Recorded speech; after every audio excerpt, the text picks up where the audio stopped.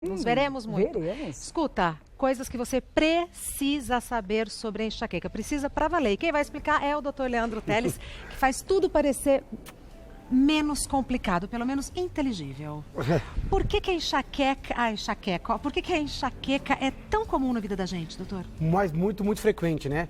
O ser humano ele tem uma predisposição, parece que inata a dor de cabeça. Sim. Então a gente tem dores mesmo do pescoço para cima e a enxaqueca é uma das mais frequentes. É disparada a doença neurológica mais importante da atualidade. Disparada. No mundo, sabe quantas pessoas têm enxaqueca? Mais de 1 bilhão de pessoas. Nossa. Só no Brasil, mais de 35 milhões. Comum e incapacitante. Segundo a OMS, entre as 10 doenças mais incapacitantes, a 10ª é a enxaqueca. Então ela merece o protagonismo que vai receber hoje. Primeira verdade, vamos ver. 7 verdades que você precisa saber sobre a enxaqueca. A primeira delas, enxaqueca é um tipo específico de dor de cabeça. Verdade. Muita gente confunde dor de cabeça, cefaleia, enxaqueca, os termos. Tem gente que acha que enxaqueca é uma dor de cabeça mais forte. Não. A enxaqueca é um tipo peculiar. Sabe que a gente tem hoje catalogados mais de 180 tipos de dor de cabeça. Doutor A Leandro. enxaqueca é a segunda mais comum, mas é a mais importante porque é uma das mais incapacitantes. A pessoa não consegue trabalhar, estudar, ter vida social. Atrapalha a então vida. é uma doença incapacitante. Quando ela toma a pessoa, ela vai causar uma crise, um episódio que vai durar de 4 a 72 horas e vai ter essas características. Geralmente é uma dor de moderada a forte intensidade. Quem tem enxaqueca sabe do que eu estou falando. É uma dor terrível, forte. A pessoa não consegue nem pensar direito. Então é uma dor que não é leve, ela é forte em algum momento. Geralmente ela tem um padrão no adulto lateralizado. Ela pega fronte, lateral ou atrás, mas predomina de um lado. A gente chama de hemicrânia. Sempre o mesmo lado? Às vezes a pessoa tem um lado preferencial, mas é comum ela doer do outro lado em outras crises. Então ela pode migrar, ela pode doer à esquerda, à direita, na frente, atrás, depende da crise. Mas os pacientes referem que tem um lugar preferencial, onde ela acontece com mais vezes. Mas é uma dor meio setorizada, não é a cabeça toda. Até pode ser em alguns casos, mas a maioria é lateralizada. Ela tem uma característica pulsátil. É uma dor que parece um vaso batendo na cabeça, ou um coração. Ela lateja. Então ela tem uma forte, mais fraco, forte. Então ela fica tum, tum, tum. Então é uma dor que pulsa na cabeça. Não em todos os pacientes, mas em alguns. Ela não é só dor. Fora da cabeça a pessoa tem náusea, às vezes vontade de vomitar, aversão à comida. O ambiente, durante uma crise, ele fica agressivo. A pessoa tem incômodo com a luz, com barulho forte, com cheiros muito fortes. Então a pessoa ela fica esquisita, de modo a ficar muito sensível ao ambiente. Ela quer ficar quieta, no escuro, no silêncio. Calada. Por isso que é difícil ela estar na frente de um computador, ou acompanhando uma aula, ou cumprindo uma atividade social, ou numa viagem, numa praia. Então é por isso que ela é tão incapacitante. A pessoa piora se ela se mexer. Se ela for subir uma escada, fazer um movimento, a dor se agrava. 20% dos portadores podem ter um sintoma chamado aura. Aura é um sintoma neurológico localizado que pode anteceder ou acontecer durante a dor. A pessoa pode ter pontos brilhantes na visão, perda visual, raios na visão. Isso é aura. Aura. É um sintoma neurológico, pode ser um formigamento de um lado, a perda de força de um lado, dificuldade em comunicar-se. 1 a cada 5 pessoas com enxaqueca tem isso antes, durante ou até sem dor. Isso dura de 5 a 60 minutos e assusta muito as pessoas.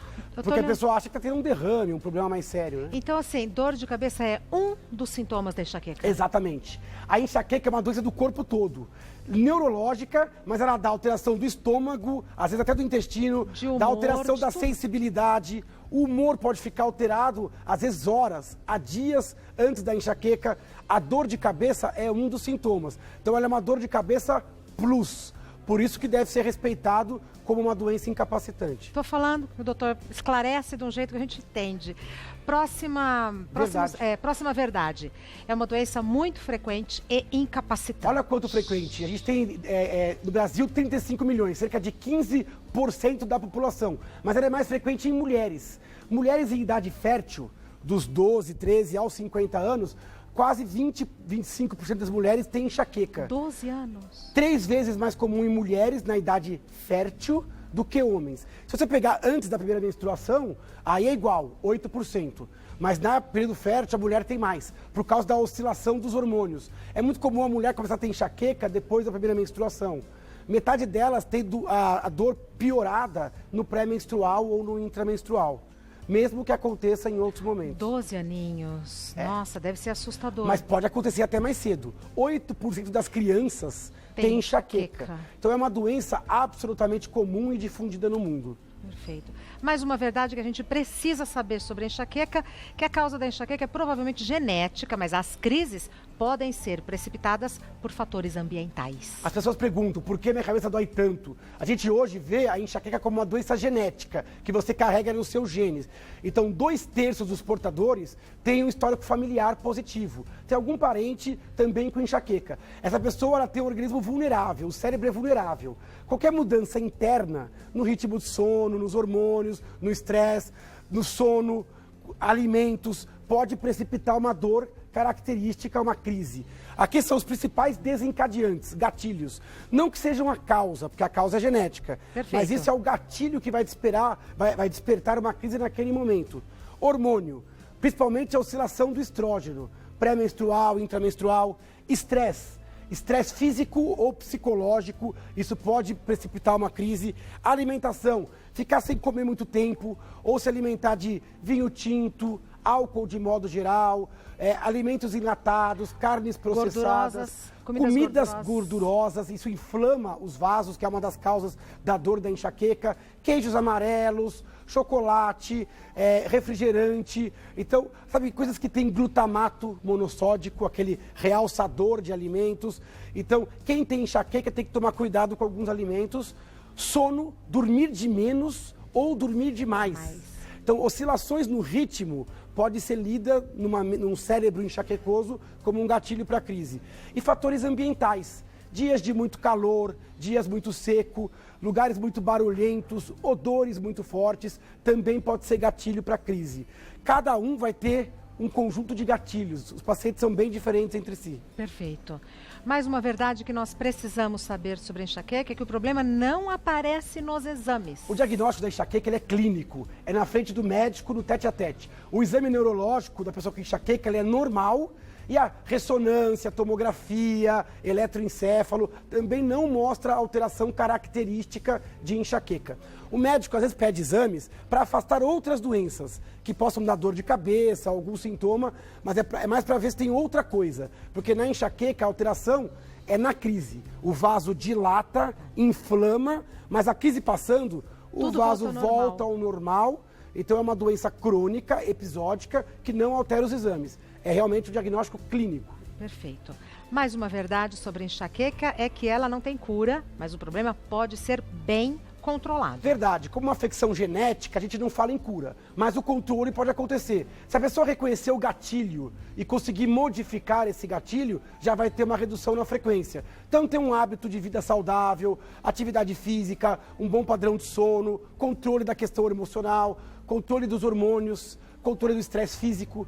Então, tudo isso vai ajudar. O médico também pode ajudar, dando um tratamento para aquelas pessoas que têm crise muito frequente. Acima de 2, 3 crises por mês, nossa, é demais. É demais. Então, o médico ele vai ter que introduzir um remédio preventivo. Remédios que diminuam a sensibilidade do cérebro para que tenha menos crises. Além de, óbvio, dar o alívio da crise em si. Mas tratar a enxaqueca não é tratar a crise, é tratar a predisposição à crise. Por isso vai envolver mudança do estilo de vida e, eventualmente, medicamento. Mais uma verdade sobre enxaqueca é que com aura pode simular um AVC. Isso é verdade. A aura é um sintoma neurológico que assusta. A maioria das auras são visuais.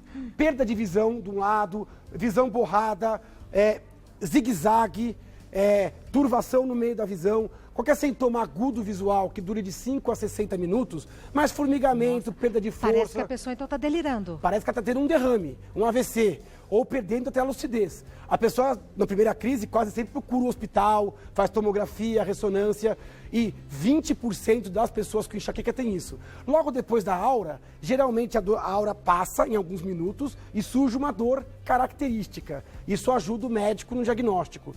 E aí a pessoa que tem 2, 3, 4 vezes começa a perceber que não é um padrão recorrente. Quando a aura dura mais que 1 hora, Nossa. ela é mais perigosa. A gente chama de aura prolongada. Pode acontecer até alguma complicação. Mas normalmente a aura ela é reversível e logo depois dela vem uma dor bem característica. Tá. Falamos a 7, acho que tem mais uma. O uso excessivo e indiscriminado de analgésicos agrava o problema. Essa não é uma verdade, essa é a verdade. Boa. Hoje em dia é muito comum o paciente não ter diagnóstico de enxaqueca, passa com uma dor. E a pessoa se automedicar com um analgésico. Às vezes, por recomendação de alguém. Então ela anda com o analgésico na bolsa. Lógico, tô com dor, tomo um analgésico. Só que o analgésico em excesso, ele piora a dor da enxaqueca. Ele dá uma coisa chamada rebote. Ele passa a perder o efeito e a dor passa, mas ela volta cada vez mais frequentemente. Nossa. A gente chama de abuso do analgésico. Consideramos abuso o uso acima de 2 a 3 cápsulas por semana. Então, se você em casa está usando analgésico acima de 2 vezes por semana, é porque passou da hora de fazer um tratamento decente. Qualquer analgésico? Preventivo. Ou tem os que são mais inofensivos? Não, no caso da enxaqueca, o ideal é fazer um bom diagnóstico e mesmo esses comuns, eles também podem dar rebote, né? Tipo paracetamol, dipirona. E às vezes o médico ele precisa trocar por remédios mais específicos para enxaqueca e começar a fazer profilaxia. O uso do analgésico deve ser feito sempre com orientação médica e pelo menor tempo e pela menor frequência possível. É mais ou menos igual aquele descongestionante nasal. Você pinga, Vicia. o nariz abre, ele fecha. Você pinga, ele abre. Aí você passa a andar com aquilo e nunca mais você deixa de usar o descongestionante. Mesma coisa o analgésico. O mesmo remédio que tira a dor pode fazer os mecanismos de contenção pararem de funcionar e você ficar viciada no analgésico ou migrando de remédio em remédio. Temos perguntas do pessoal de casa, já venho para as perguntas sobre enxaqueca. A primeira é da Kelly. Quem tem enxaqueca pode usar anticoncepcional? Pergunta é boa, Kelly. O anticoncepcional é uma decisão sempre difícil e individual. Mulheres acima de 35 anos, ou que fumam, ou que tem histórico de trombose, tem que tomar cuidado com o anticoncepcional. Com relação à enxaqueca, quem tem enxaqueca com aura, com um sintoma neurológico, deve evitar o anticoncepcional, salvo algumas raras exceções. Quem tem enxaqueca clássica, comum, sem aura, enxaqueca sem o sintoma neurológico, pode usar o anticoncepcional. Nessas mulheres, 1/3 melhora a enxaqueca com o anticoncepcional, porque às vezes diminui aquele degrau pré-menstrual da mulher. 1/3 não muda nada e 1/3 pode piorar. Então tem que ver qual é o seu caso exato. Mas, resumindo, com aura não se usa o anticoncepcional, sem aura depende do caso, até pode ajudar a enxaqueca se ela estiver relacionado com o ciclo menstrual. Com os hormônios, que foi o que a gente Exatamente, viu na tabelinha. principalmente quando aquela mulher que só tem crise no pré ou no intramenstrual.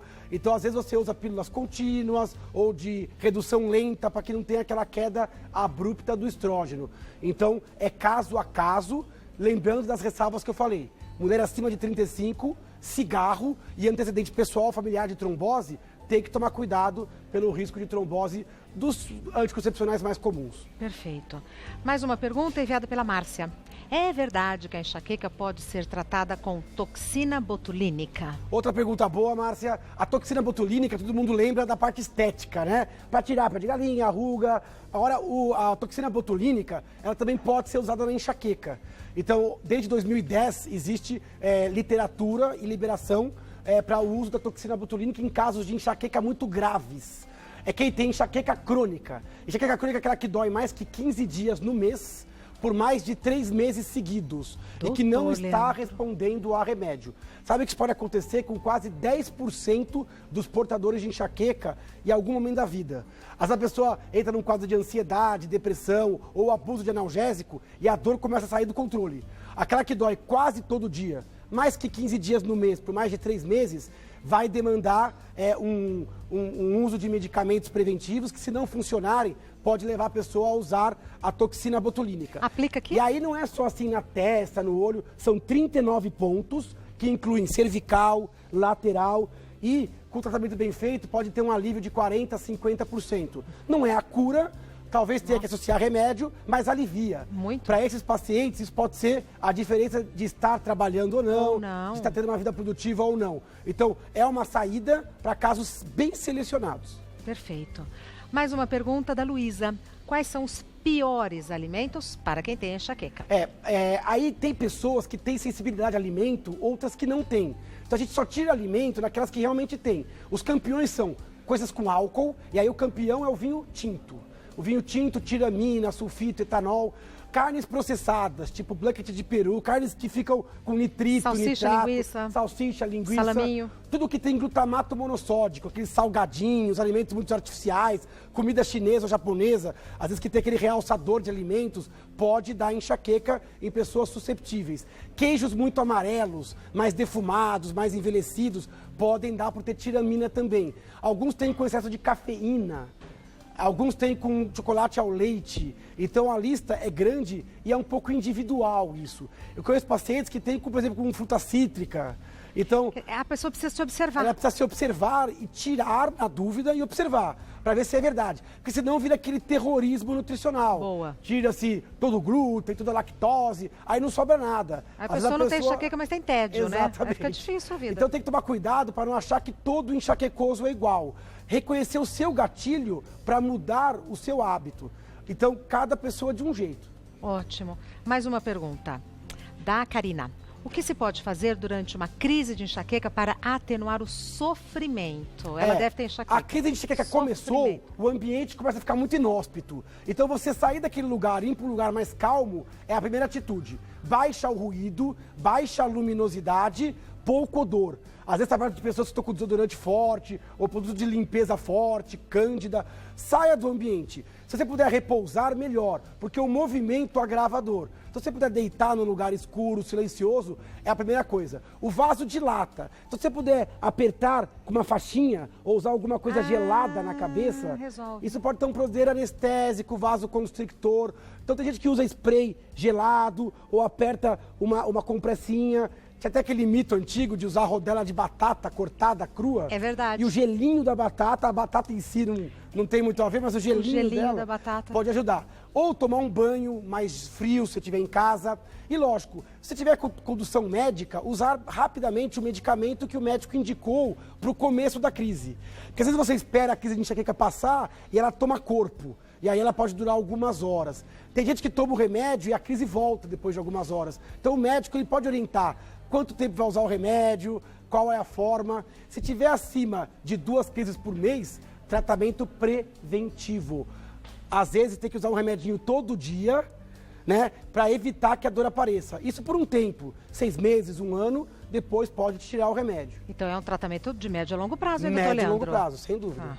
Doutor Leandro Teles é médico neurologista. Esse é o livro mais recente do doutor Leandro. E vai ter presente? Cérebro Ansioso. Lógico, estamos aqui, então vai ter presente para quem for lá no Instagram, na nossa foto. Tem uma foto nossa. O Insta é Neuroleandro Teles. Neuroleandro Teles. É só ir lá, seguir nosso Insta e fazer um comentário, qualquer comentário. Tá. Só não pode ser muito crítico, né? Tem que pegar leve com a gente. Não precisa ser. Mas pode ser sincero. Pode ser sincero, mas assim. Qualquer né? comentário a gente vai presentear uma pessoa desse post. O site do Dr. Leandro é Leandro Teles, sem nenhuma letra dobrada. leandroteles.com.br e o Instagram, @neuroleandroteles. Lembrando que quem curtir e comentar vai ganhar uma pessoa, né? Uma pessoa Isso, vamos escolher uma pessoa, vamos fazer vai ganhar um presente. Uma avaliação aleatória para ganhar esse presente e receber em casa. Pode sentar na mesa com a gente? Eu aceito, vai ser um prazer. Então, vai a culinária da Cecília. Ótimo. Então, gosta de amendoim? Melhor impossível, adoro. Então pronto, até já então. Até mais. Pronto, a mesa já ficou.